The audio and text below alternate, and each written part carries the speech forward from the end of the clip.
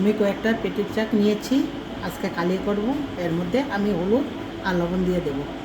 বসিয়ে দিয়েছি, কড়াইতে তেল দিয়ে দেবো।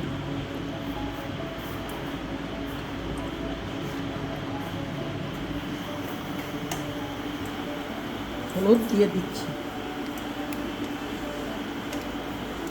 দেখুন লবণ পরিমাণ মতো দিয়ে দিচ্ছি।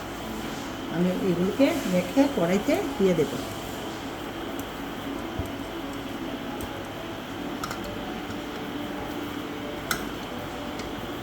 মাছগুলো কড়াইতে দিয়ে দিচ্ছি।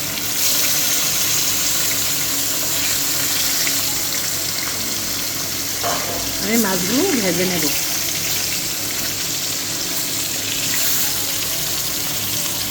মাছগুলো ভেজে নামিয়ে নিয়েছি, আলুগুলো ভেজে নিয়েছি।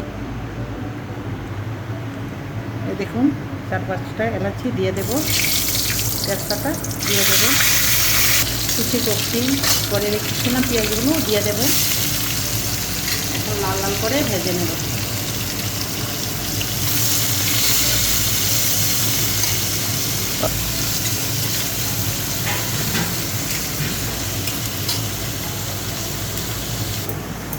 আদাগুলো বেটে নিচ্ছি, আর মরিচও বেটে নিয়েছি।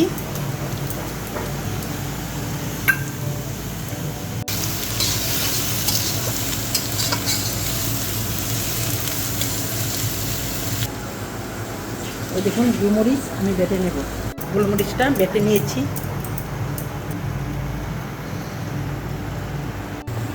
গোলমরিচ, এই আদা বাটা আর মরিচ বাটা দিয়ে দেব।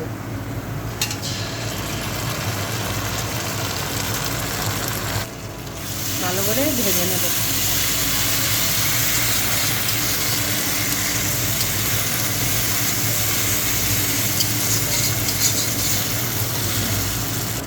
আমি অল্প পরিমাণ লবণ দিয়ে দেব।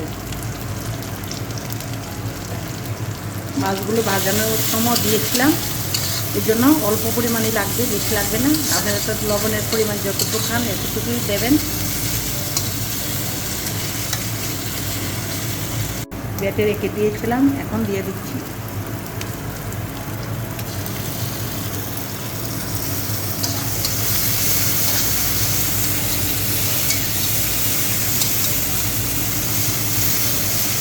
গুলো আমি দিয়ে দেব।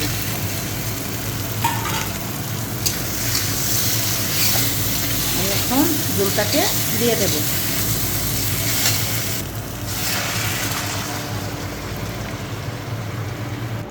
চিতল মাছগুলো দিয়ে দেব, পেটিটা দিয়েছি।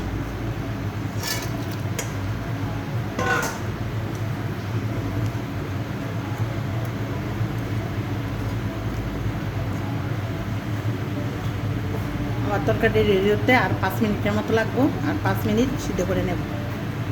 চিতল মাছটা হয়ে গেছে, দেখুন কালিয়াটা।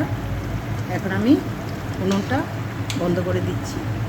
আর আমারটা খেতে এতই স্বাদ লাগবে যে আমারই এখন মুখে একদম মনে হচ্ছে এখনই খেয়ে নেই।